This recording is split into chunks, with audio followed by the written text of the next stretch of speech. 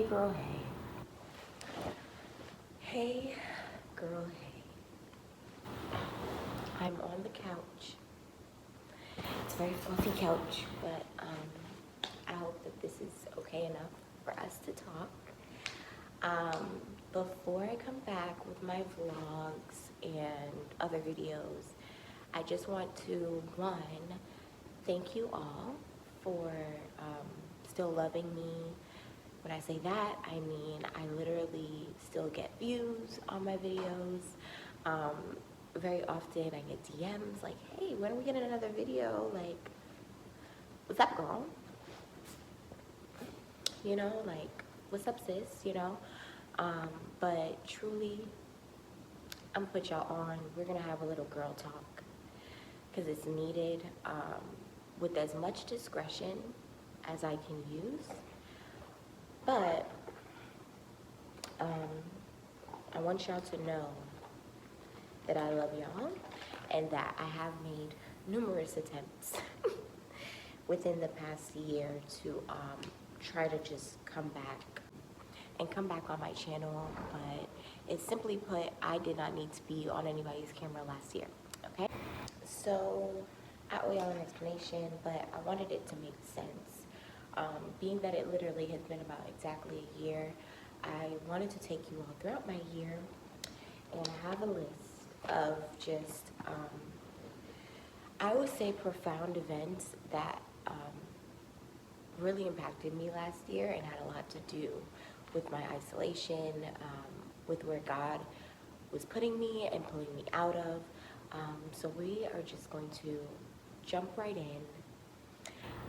If I look around, I'm thinking, and I have not been in front of a camera just talking for a very long time, so please just bear with me.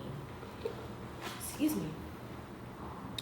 So where we're gonna start with is December 2021, when I moved to Dallas, essentially, right? So in about November of 2021, I completely just firmly got excited and decided to move to Dallas, Texas. Now, I have no regrets. I love that I've been here. I feel like I needed to be here. I love it here. I feel safe here. I found a wonderful friend, Bella. My other wonderful sister, Camilla, is here. And my cousins are here as well, Miguel, Althea.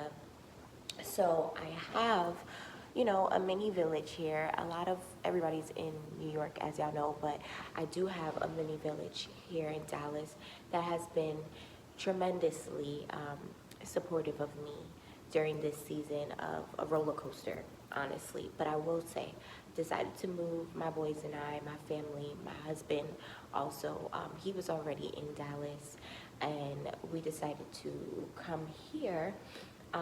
And I personally wanted to just come here to restart. I just felt like I needed a restart. I had a lot of trauma that happened in New York with my deliveries of my babies, and then just COVID, where, you know, COVID was terrible in New York, and then inflation, and it just tickets all the time.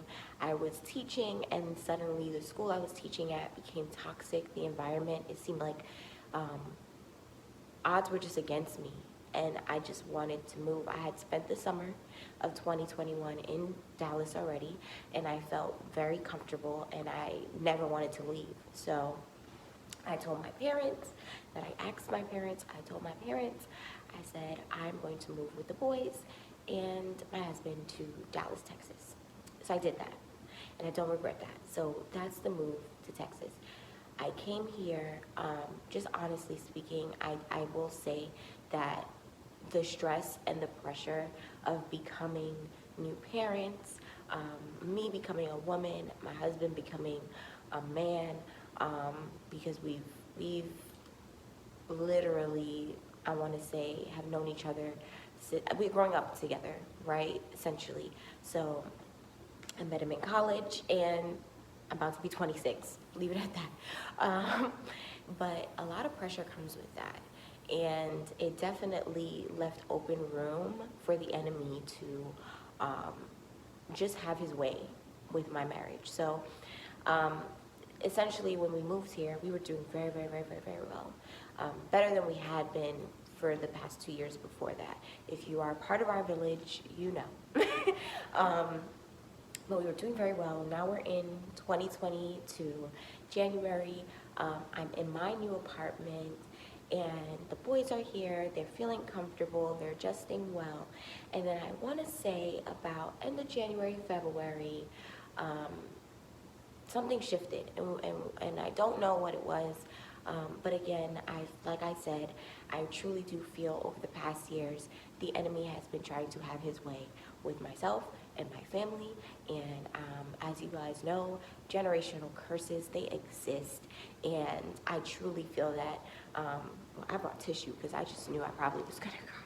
I highly do not doubt that the enemy found a loophole of where comfort was being started. God never says don't get too comfortable, stay vigilant, continue to apply yourself. So I just feel like naturally the enemy was coming at it again, trying to continue generational curses and try to draw a wedge between my family again. And I took it very hard this time around. I'm telling y'all, please don't doubt that a negative energy can be in your home, in your space, or trying to attack you.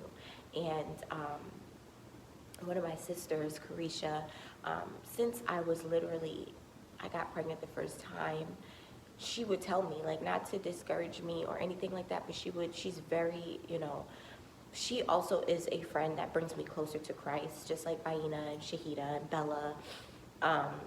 She blatantly saw, like, you're under attack. Like, you are under attack. I don't know what it is, but you're under attack. It's like I would be on an uphill, and sorry if this doesn't make any sense, y'all, but I would be on an uphill, and then all of a sudden it's like, like something just happens, right? So without giving all my information out, let's just say things really turned away where I would never imagine, y'all. Like, I was doing things that just didn't align with myself. I just knew it wasn't me moving in my life. My husband was doing things, behaving in ways that just wasn't aligning with the people that we are. Like, yes, we grew up and we had typical, relationships of people in their early 20s, relationship situations of people in their early 20s. But y'all, there was a bad entity in my home, okay, that was really trying to attack our lives and really trying to put us under the gutter. But thank God for always keeping people around us that are touched by God. And thank God for making us people that just never lose sight, at least making my heart. I really do believe that me staying rooted in my faith, even when I was scared, even when I wasn't really sure what was going to happen next, I always prayed, right? I won't speak my husband's story or my husband's,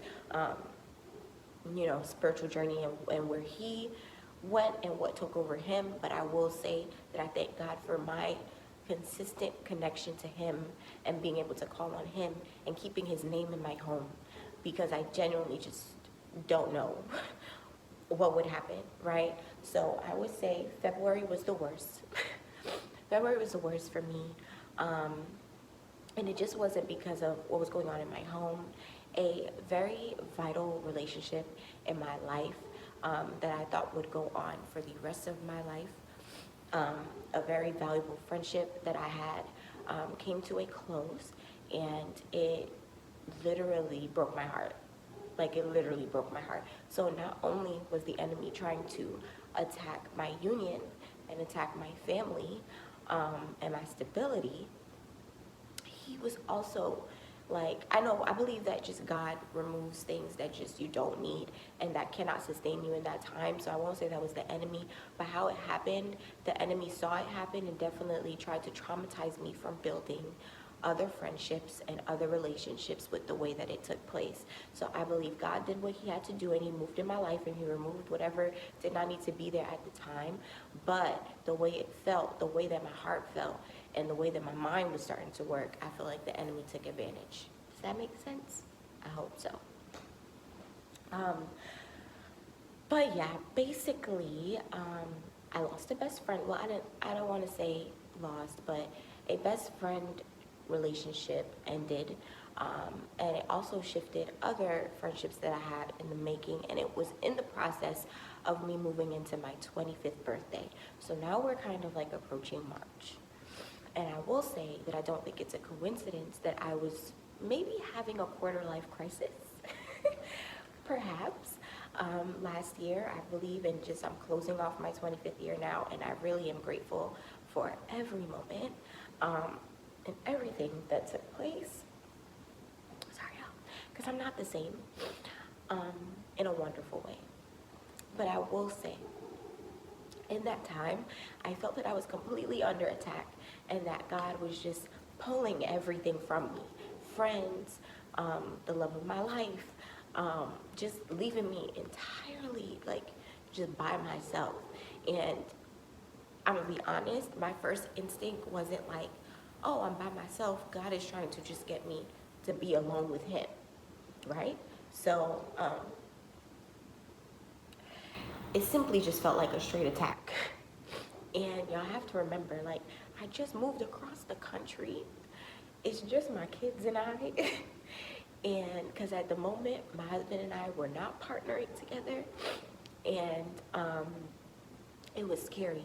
And I was still trying to appear. I was still trying to keep things afloat. So I was actively going to work. I was trying to keep content up. I was in school to become a life coach, which thank God, that went amazing. I'm officially a certified life coach, internationally accredited. So we will talk about that. But your girl is here. I coach women just in reference to overcoming and transitioning in life, and I was going through a major transition. So and that's no coincidence either, because I was in my coaching program that was actively having me work on myself through this whole experience. Like, thank God, right? So as I'm going through these things in my home, I'm in a coaching session that's making me reflect on it and making me have better mindset and better light on what's happening, and trying my best to pull out the most positive things that I possibly could from my situation. So I truly think that kept me afloat as well and kept me sane, because I could have been in the dumpster. I definitely was depressed, but I was depressed with faith still. I hope that makes sense. But the enemy was beating me, but I was fighting back as I could in the moment.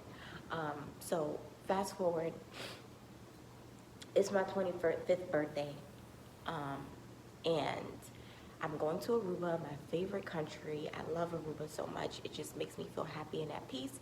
So it felt only right. And it's funny because I picked Aruba before everything started flipping upside down, and Aruba had always been my place of peace. So thank you, God. But we're going to Aruba. It was a trip that had many individuals on it, but God reshaped that, and I still love my friends and stuff like that. But again, God just moving through my life, because there are things that need to take place for me to have the restoration that was being done on my life. So what was a trip of like 9 people turned into a trip of my sister, my mother, Shani, my best friend, and me. Okay? My husband was supposed to go the night before. He couldn't go. And my best friend Shani was flying in along with my mother and my sister a day after my birthday. Okay, y'all? So in the moment, I'm gonna tell you what I felt. What the freak is happening? Like, I've never been to a country by myself. This meant that I was going to be in Aruba on my 25th birthday by myself, when I intended to be surrounded by people that I felt were the most prominent people in my life that supported me. And I was going to be alone. And in that moment, I was nervous, but I was telling myself, Tamia, you can do this. I was nervous. I was upset. I was irritated, frustrated, but I was like, okay, it's on theme, it's on brand for what's going on in my life. I just keep ending up by myself. I was salty about it, but I was like, okay, clearly there's something, God wants me to be to myself, bringing in this year. When my 25th birthday was approaching, I was also in a space of, I gotta put myself first. Like, my husband and I had been at war, basically, and the enemy was working in my household. I was losing friendships. I was not on a good page with my mother, and I was like, clearly, I need to put myself first. I need to think of myself, which wasn't a lie, but it was teaching me that I consistently surrender myself and my needs to others to please them and make them comfortable and make sure they know I'm supporting them and not thinking of myself. So I was on a streak of girl ain't tolerating no right? So I get to Aruba, I'm happy, I'm feeling good. Like by the time I was on the flight and I was getting there, my husband did feel bad that he could not make it. So despite us not being on the best of terms, and honestly just like working through giving each other time and space, it was probably something we needed. He was still checking in on me. You okay? You landed safe? Are you at the hotel safe? Do you feel okay? Which was also like, okay, God, thank you for that, so that I didn't feel like I was completely isolated by myself. But I just spent the day relaxing. I didn't think of my plans. I didn't think of nothing. I just literally went on the resort. I didn't leave the resort, but I went on the resort. People were friendly to me. They gave me a birthday drink. I got into my room. I had lunch. I FaceTimed Shani. It was real chill. I took a nap. And I had my birthday. I took myself on a birthday dinner at my favorite Mexican restaurant on the resort. And it was honestly one of the best birthdays that I had. I went to the beach. I looked at the sunset. And I was just focused on myself. And in that moment, wow. Sorry. In that moment,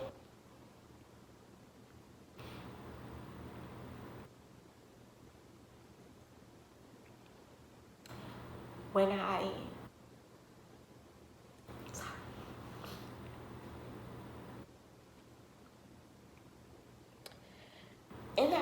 I think of Tamia turning 25 and the amount of weight I was carrying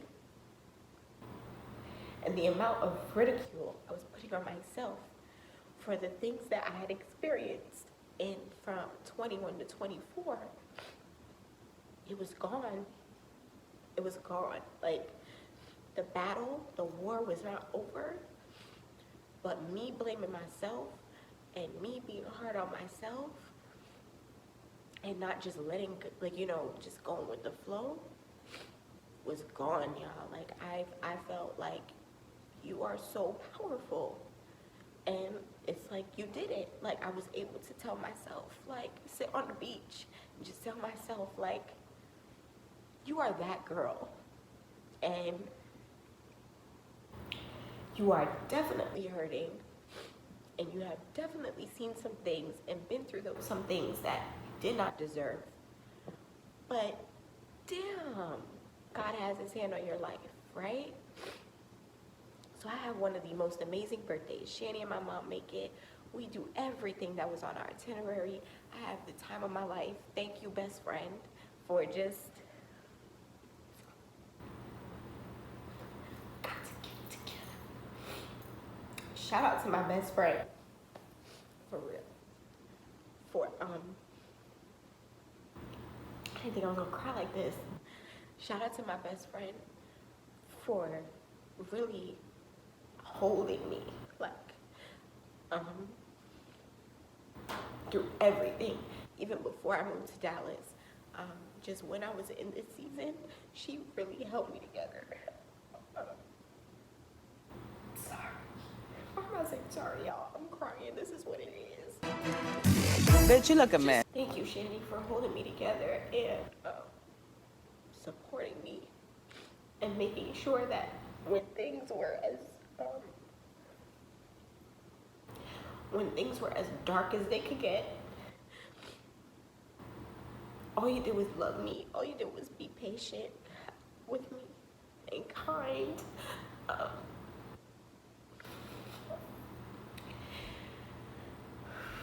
And you didn't judge me in my seasons. And you gave me whatever I needed for whoever I was in that time. And I love you for that. And thank you for making my birthday trip all that it could ever be. And I love you. So where are we? I'm really sobbing on YouTube.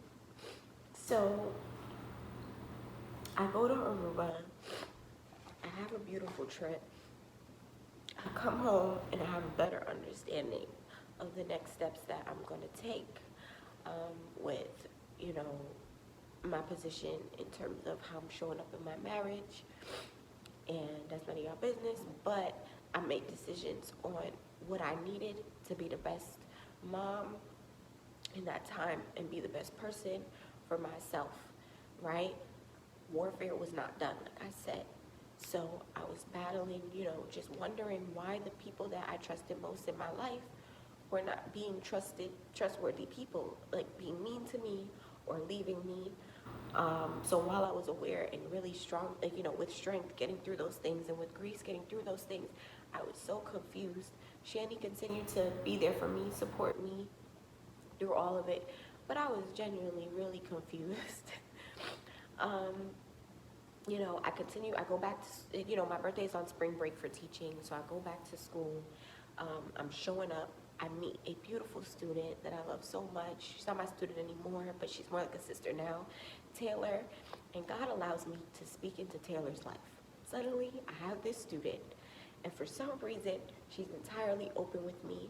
And I end up mentoring her and speaking into her life, and she reminds me entirely of myself. So while I'm helping someone else, I'm building more grace for myself, because I'm seeing another visual of just how strong I am and how much I can still, despite what season I'm in and what I'm going through, pour into other people's lives. And it just made me more excited to be certified as a coach, and it gave me purpose. It gave me a fire in my spirit. So thank God for Taylor too. I love you, girl. And I supported Taylor all the way till her early graduation. She was able to graduate early. I think the most shifting day, like little moments of just like God showing me like, you're doing your best, you're doing great, was like when Taylor ran to my classroom first to tell me that she was going to graduate early. She was like, I just had to come and find you and tell you that I'm going to graduate early. And just her trusting that I would be proud of her and feel her in that moment, let me know like I'm a good person and that there's purpose on my life. When the assistant principal at the end of my assignment at that school literally wrote me a card and was like, thank you so much for just doing beyond your job description, was just to teach U.S. history to some kids that their teacher was on paternity leave. But supposedly the students had reported that I touched their hearts, and that the way that I taught lessons and the conversations that I had with them. These are high school students, I want to mention, that were about to graduate, that were going through life situations, just high school, y'all know high school, that I impacted their lives positively. I had a student honor who wrote me a letter that I would keep forever. I won't say the contents of the letter, but let's say that I positively had touched his life. So where I felt that I wasn't being seen, God showed me that I was being seen and valued in other places. So for that, I thank him for that as well. So now we're towards the end of the school year. We're mid-year. We're going into like May, June, and things kind of start to let up. My husband and I are on like a bit of better terms, and the financial warfare that I was also under, like I was making money and not seeing my money. Things were just happening. Like I would wake up and my money would be out of my account, y'all. Like the enemy.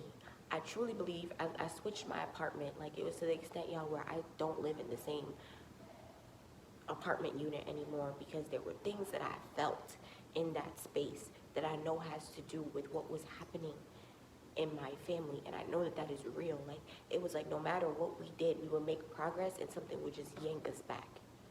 And every time it just felt so damning. Like, but towards the middle of the year, this is around like my husband's birthday. Things are looking up. I still decide to celebrate with him for his birthday, and we do. And that month was kind of smooth. And then I'll say the next few months were kind of smooth. I do want to mention back in March, I met Bella, which was initially my last check, but now she is literally part of my village.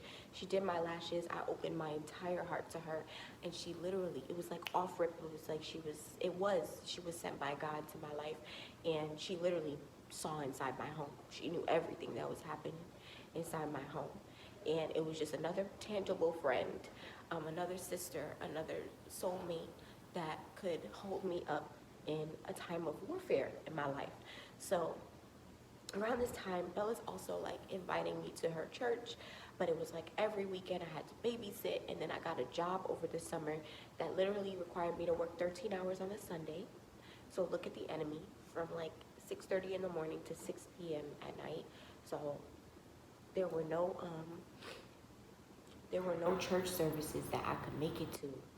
And so I was working that job up until about, I would say, September. And finally one weekend I was like, I can go, I'm gonna go to church with Bella. And that church, Shoreline City, has changed my life, and I have had the most amazing encounters with God that I have never had alone and with a friend in my life. So thank you, Bella, for bringing me into that space. I love you so much. Thank you for holding me again as well. You just met me. Like, she didn't know me, y'all. She was doing my lashes.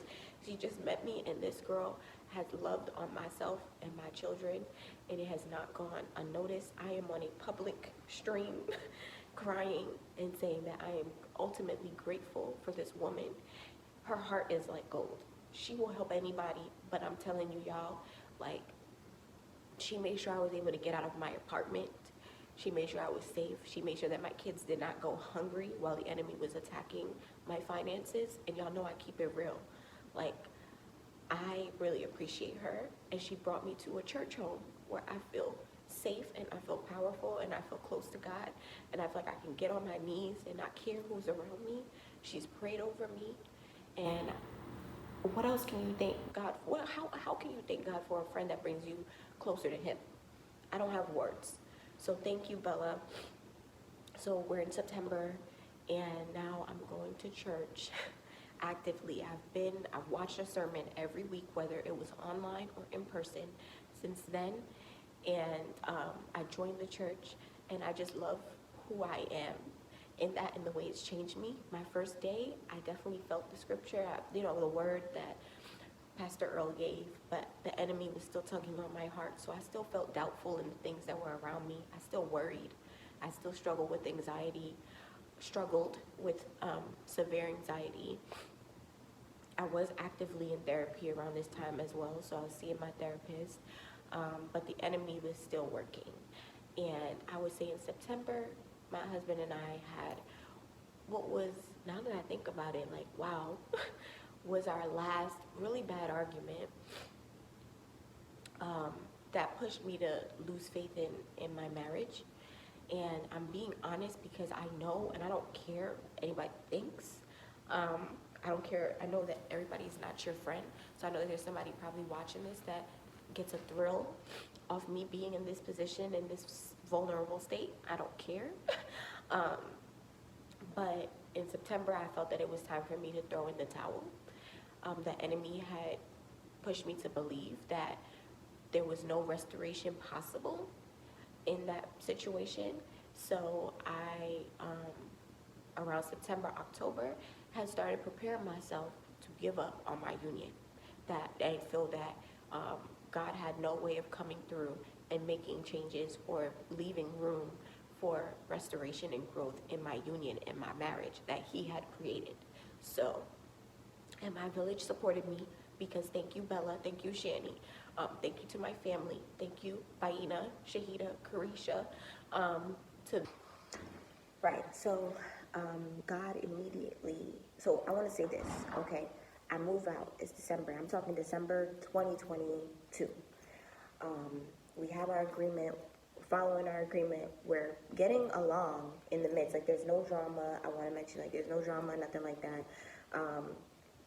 And I'm sharing this to show how God can really show you like you're wrong, right? So we're doing what we're moving in our agreement, right? And I'm standing firm. I'm like, and honestly, I noticed that I was really not just standing firm for myself, but because I didn't want to look bad or stupid if I changed my mind. And that's another thing I'm gonna speak on. If that I'm gonna follow this year, and that I need to, if I'm truly releasing control and I'm truly trying to live authentically, I'm gonna discuss that too. But it comes time for like Christmas, right, y'all? So it comes time for Christmas, Before Christmas, though, we meet people, they're counseling, mentoring, do all this amazing things in our lives, and we're confused, looking at each other because it's like, last time we checked, we're not, we're not here, you know? But naturally, God is moving. God is moving in our space. He's moving in our lives. Breakthroughs are happening. I'm not gonna, you know, like, this is YouTube. Breakthroughs are happening, period. And then we start, he goes to church, which has never, he's been to church with me, but like, we go to church where I've been going to church where that has moved my life. And from there, God continues to move, continues to move, continues to move. I see him moving in my husband as he's never moved before. Like, we're still maintaining the agreement we have, right? But I'm seeing him move and change my husband and heal my husband, right? So I'm starting to feel like, okay, God, this is very different from what I thought you were telling me, that I thought you were telling me, you know? And I start to feel a little bit guilty. I struggle with guilt because I'm the type of person that feels like once I make a decision, I can't change it. And that is not true. So to anybody who feels as though you make one decision and you do it and other people know about it, that you can't change your mind or your life cannot make a shift, and make a shift as fast as in a span of a month, you can. And if you do fear changing your mind and changing your decision and that it's going to blow up in your face, let it. God will lead you right back to where you need to be. But live your life how you feel you need to live your life and do what makes you feel happy, right? So because I saw God moving through my husband, we struggle with being on that same page. It would be God moving through me. I'm praying. I'm doing all this stuff. But then there would be a void on the other side. There is now God moving through the both of us. I opened my heart to possibility and opportunity. And I prayed, and I've been praying every single day since that shift in December. And so, all to say, throughout the warfare, we're still fighting things, we're still praying, we're still healing, we're still restoring ourselves as individuals, right? But all to say is that now there's an open heart and we are doing it with God first. So I would have never seen this if you asked me 8 weeks ago. I would have told you heck no. I would have said no, no, no, no, no. And the fact that God is doing whatever he's doing, there are still moments that are happening that I'm like, what is this? What's happening? And I'm not talking moments like, oh, we feel cuddly, we feel cute. No, it has nothing to do with me and everything to do with what I'm seeing happening in his life and what he's seeing happening in mine through God. We're being gracious, we're being patient, and we're taking things one step at a time. But I'm very proud to say that there is faith and hope, you know, for that part of my life. And I have felt way more gracious with myself, and I've been able to have very difficult conversations in all areas of my life. And this has just pushed me as well to just take ownership over the decisions that I make and to leave my heart and mind open, not fixated on failure and cutting things out. Now, of course, if it regards your safety, there are some things that truly just need to be let go. But if you see God moving through something and it restores your faith and it makes you feel safe, that made me feel like, okay, you know, marriage is different. Marriage is not boyfriend, girlfriend. It is different. Things happen. There are bad marriages. There are marriages that need divorce. Yes, I fully 100% believe in that. But I don't need to explain myself to anybody. But what I'm saying is, as I'm giving you guys my life update, once I shifted out of that space and opened, that space being the apartment that was like so uncomfortable, so terrible, and just transition into this new year, things have seemed more hopeful in my life all around. In this time also, outside of relationship, I had received a new job last year around October as well, which was also the time that I was deciding to move into my next apartment. So I was very much like, oh, this is all in alignment, this is great, and which it was. But I love what I'm doing. I get to coach, I get to, educate as well. And so I've been doing that. And then I've also been introduced to a new mentor as well that is exposing me to my own business opportunities and restoring my mindset. And just, I see God planting seeds is what I'm saying. So to anyone who feels like God is picking them up and then the devil is just like yanking you back down, please do not let go. Go where you feel safe. Lean on those where you feel like who will restore your faith. Open your mouth, guys. I waited till my circumstance was unbearable. I was literally physically sick because of the stress I was enduring before I just like vomited. I'm telling you guys, I had just met Bella and she knew everything because God put her in my life so that I could trust her, right? But it was literally like vomit, like this is happening and this is happening and this is happening and this is happening, and and it was because I spent too much time silencing and hiding what I was experiencing. And you don't have to do that. Lean on God. Lean on who you trust. Lean on your village. Open your mouth. Allow people to help you. Allow people to hold you in your what's the word what I'm saying? Allow people to hold you through your obstacles, and keep your heart open. Keep your heart open. It could be for financial situations. It could be for your mental health. If you're struggling with depression and anxiety, that is something of the enemy. You can be freed. Do not claim and own that. Okay? So what I'm saying to you is, I am in a season where I am taking care of myself externally and internally. I am still putting myself first. I am still doing my self-work. I'm still protecting myself in my heart, but I am also allowing forgiveness and for God to have authority over my life, and I'm going where God is leading me. So I don't know if that all made sense, but let's just say for the past 2 to 3 years, I've been through the mud, and it has not been easy.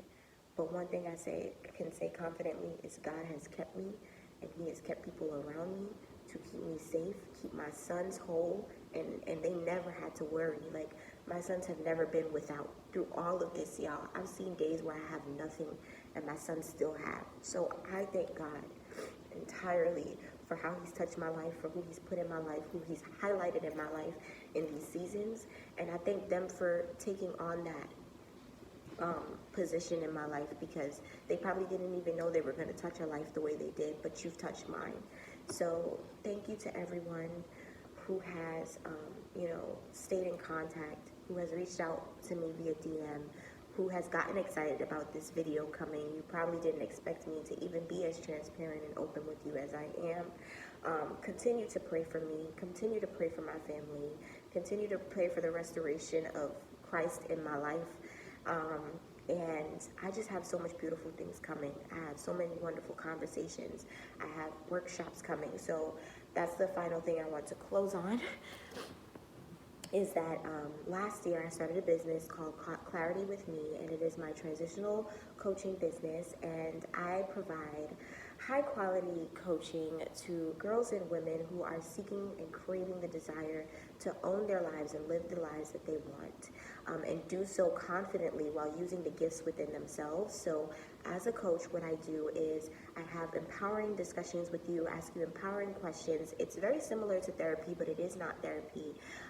But basically, we come together and we have discussions and connections and a relationship that allows you to build and further clarify what you want for yourself. And then what I do and assist you with is leading you step by step to get closer to that, with you solely doing the work. Okay, so I'm there to support you. I hold you accountable.